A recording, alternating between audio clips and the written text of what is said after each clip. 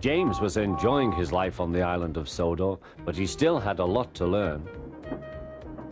"You're a special mixed traffic engine," said the Fat Controller. "You can pull coaches or trucks quite easily, but you must learn by your mistakes." James knew what the Fat Controller meant.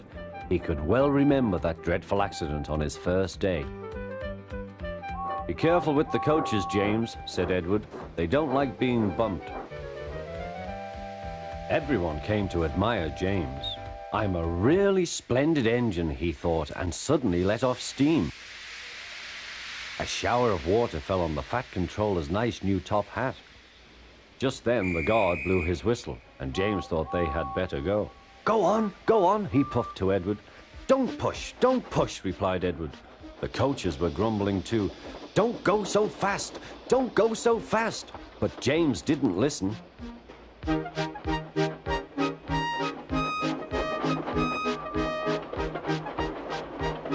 When at last they stopped at the next station, 2 coaches were beyond the platform.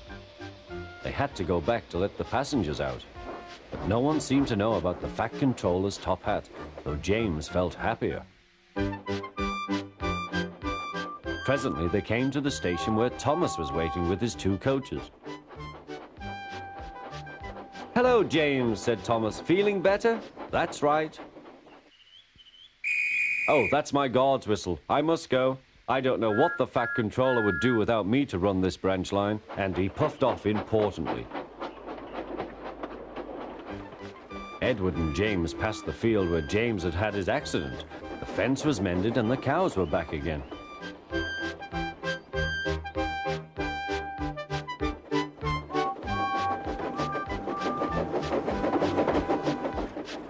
They ended their journey and rested before setting off for home.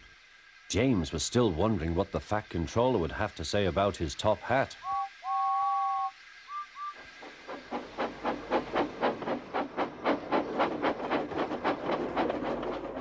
Next morning, the Fat Controller spoke severely to him.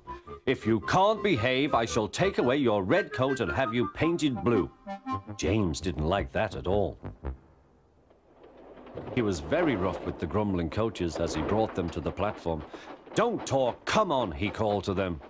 "Gordon never has to fetch his own coaches," he thought to himself, "and he's only painted blue."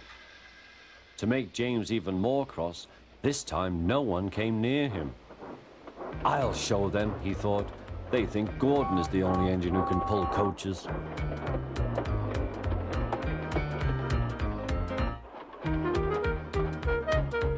"Hurry, hurry, hurry," puffed James.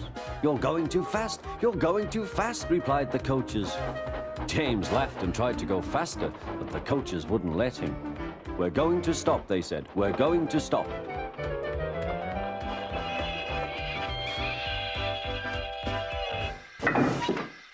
"What's the matter?" James asked his driver. "The brakes are hard on. Leak in the pipe, most likely. You've banged the coaches enough to make a leak in anything." "How shall we mend it?" said the guard. "We'll do it with newspaper and a leather bootlace," replied the driver.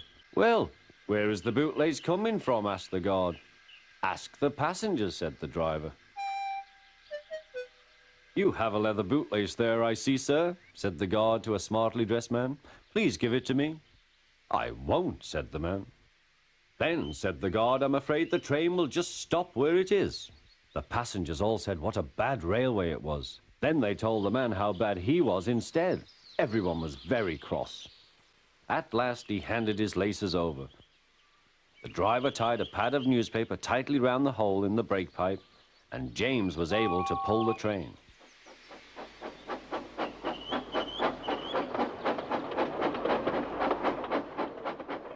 But he was a sadder and wiser James, and took care never to bump coaches again.